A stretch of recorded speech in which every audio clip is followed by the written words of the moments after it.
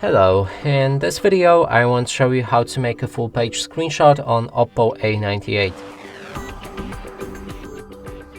To do this, you'll need to open any app that allows you to scroll down. In this case, let's go for settings.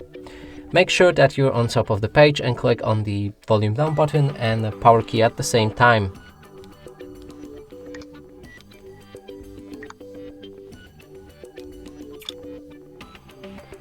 Here's the screenshot, click on scroll and it should begin scrolling down the entire page.